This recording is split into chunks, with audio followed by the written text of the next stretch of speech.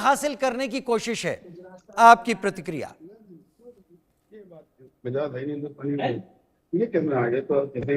यश भारती जी, आपको मेरी आवाज आ रही है?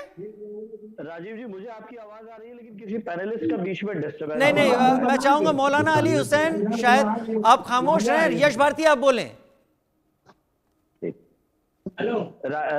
राजीव जी, भारतीय जनता पार्टी जो नाम बदलने के नाम पे राजनीति करना चाहती है, जो संस्कृति और विरासत के नाम पे राजनीति करना चाहती है, लेकिन जब हम बात करते हैं कि परिणाम क्या मिलने वाला है, तो परिणाम से दूर भाग जाती है। जितना इनका ट्रैक रिकॉर्ड है, हम अगर इनके पूर्व के कार्यक्रम देखें, नोटबंदी, जीएसटी जिस तरीके से लागू किया गया, धारा 370 जिस तरीके से लागू गई, जो झूठ फैलाया गया कि लोग अब वापस स्थापित हो जाएंगे, जो कश्मीरी पंडित हैं वापस स्थापित हो जाएंगे, कोई भी आकर के जमीन ले सकता है, तो ये सब झूठे नैरेटिव जिस तरीके से फैलाते हैं। और उन सब में सबसे महत्वपूर्ण बात, जिसके लिए ये बिल लाए जाते हैं, चाहे वो किसानों के लिए हो, चाहे वो एनआरसी सीए का मसला हो या अन्य मसले हो, जिसके लिए लाए जाते हैं। यश भारती साहब, अगर आप बुरा ना माने तो जरा थोड़ी देर के लिए मैं आपको रोकना चाहूंगा, क्योंकि मेरे साथ सैयद नसीरुद्दीन चिश्ती, चेयरमैन अजमेर दरगाह, इस वक्त जुड़ गए हैं। चिश्ती साहब, बहुत स्वागत है इंडिया न्यूज में आपका, और आपका आना कम से कम हमारी इस चर्चा को एक बड़ा एंगल देगा। आपके जरिए हम बहुत कुछ जानने की कोशिश कर लेंगे। वक्फ बिल को लेकर, संशोधन बिल को लेकर जो भी कवायद चल रही है, इसे दो तरीकों से बताया जा रहा है दुनिया के सामने। विपक्ष कह रहा है ये दखल है, और सरकार कह रही है ये ट्रांसपेरेंसी है, ये सभी के लिए मुफीद है, इसमें हर तरह की गलतफहमी को दूर करने की कोशिश की जा रही है। आपकी क्या प्रतिक्रिया, आपका क्या रुख? जनाब, मुझे सिर्फ हाफ मिनट दीजिए, अजान होने वाली, मैं उसके बाद बोलूं। अजान हो रही है, 5 मिनट बोलते।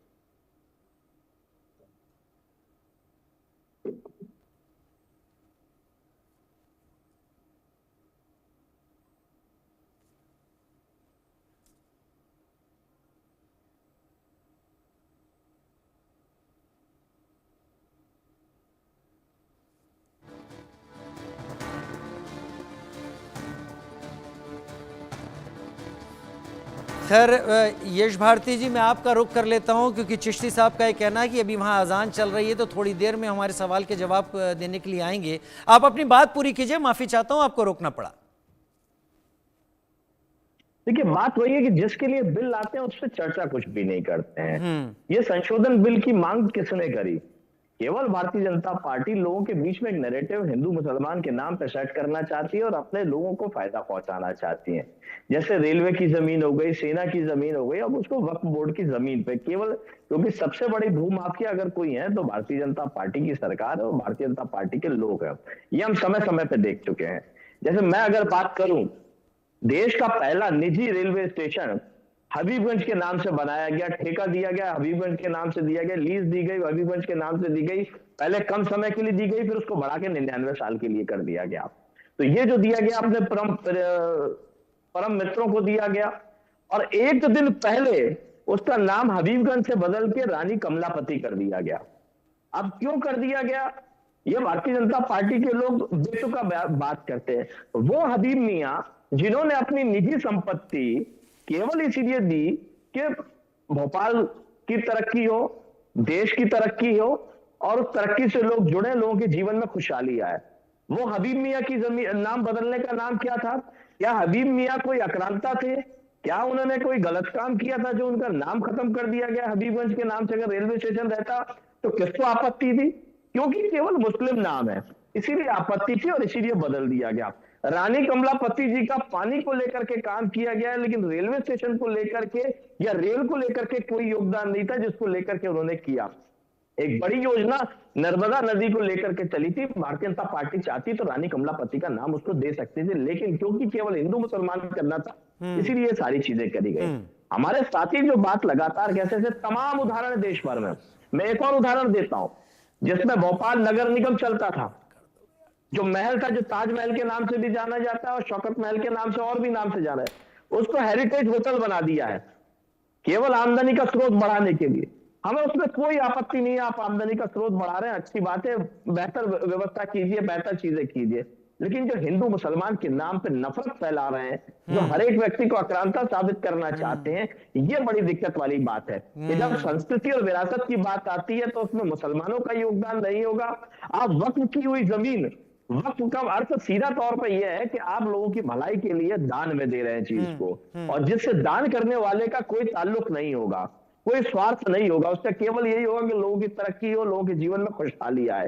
अब उस जीवन में खुशहाली आने की जमीन पे अगर नीयत खराब हो गई है भारतीय जनता पार्टी की सरकार की, क्यों? क्योंकि केवल वो मुसलमान बोर्ड एक स्थापित कर रहा है। अरे उस बोर्ड के संचालन कहीं ना कहीं जो चेयरमैन बनाते हैं वो राज्य में राज्य सरकार, केंद्र में केंद्र सरकार बनाते हैं, तो हस्तक्षेप तो सरकारों का है उसके अंदर। और जबलपुर हाईकोर्ट का एक बड़ा उदाहरण है जिसमें उन्होंने हस्तक्षेप करते हुए एक मामला सुलझाया है।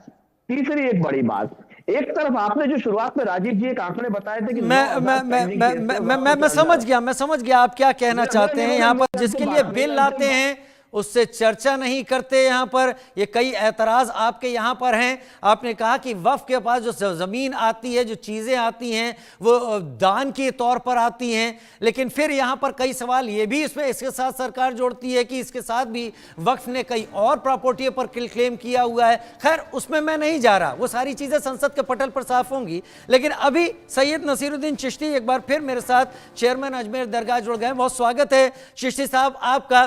चिश्ती साहब, आपकी पहली प्रतिक्रिया, आपका पहला रुख वक्फ संशोधन बिल को लेकर। देखिए, पहले तो मैं एक बात स्पष्ट कर दूं, मैं सैयद नसीरुद्दीन चिश्ती अजमेर दरगाह का चेयरमैन नहीं हूं जी। हमारी एक संस्था है ऑल इंडिया सूफी सज्जादा नशीन काउंसिल जी, जो सज्जादा नशीन की काउंसिल है, मैं उसका चेयरमैन हूं जी जी। अजमेर दरगाह से मेरा ताल्लुक ये है कि अजमेर दरगाह के जो आध्यात्मिक प्रमुख हैं सैयद ज़ैनुल आबिदीन साहब सज्जादा नशीन साहब, मैं उनका बड़ा बेटा, उनका उत्तराधिकारी हूं। बहुत स्वागत। और ख्वाजा गरीब नवाज का एक वंशज हूं जी। अब मेरी प्रतिक्रिया में देता हूं आपको। देखिए, मैं तो पहले भी वेलकम किया था वक्फ अमेंडमेंट बिल का, और खुल के किया है और अभी भी करता हूं। वक्फ एक्ट में अमेंडमेंट की सख्त जरूरत है, इसमें ट्रांसपेरेंसी आना जरूरी है, और वक्फ की प्रॉपर्टी का सही यूटिलाइजेशन होना बहुत जरूरी है। वक्फ की प्रॉपर्टी सिर्फ और सिर्फ लैंड माफियाओं के हाथ में आज की तारीख में, या कुछ रसूखदार लोग हैं जिन्होंने वक्फ की प्रॉपर्टी पे कब्जा कर रखा है, या उसको गैर कानूनी तरीके से बहुत चीप रेट पे किराए पे ले रखा है, रेंट पे लिया हुआ है, जो कि गलत है। जबकि वक्फ का मतलब यही होता है, वक्फ का ऑब्जेक्ट ही होता है रिलीजियस, चैरिटेबल एंड पायस। सिर्फ गरीब गुरबाओं की फलाह बहबूदी के लिए इंसान जो वक्फ करता है, वाकिफ जिसको डोनर बोलते हैं हम लोग, वो इसी नियत से करता है कि मैं इसको अल्लाह की राह में वक्फ कर रहा हूँ। अब इस प्रॉपर्टी की आमदनी अगर क्या हो तो वक्फ अल्लाह औलाद के लिए अगर करता तो अलग बात है, उसकी मंशा नहीं है, तो उसकी मकसद यही होता है कि ये गरीब यतीम बच्चों, गरीब गुरबाओं के वेलफेयर के लिए काम में लिया जाए। लेकिन आज की तारीख में कौन सा वक्फ बोर्ड है जो वेलफेयर स्कीम चला रहा है, स्कूल चला रहा है, कॉलेज चला रहा है, यतीमखाने चला रहा है? एग्जैक्टली, ये बड़ा इंपॉर्टेंट इशू है गरीबों के लिए।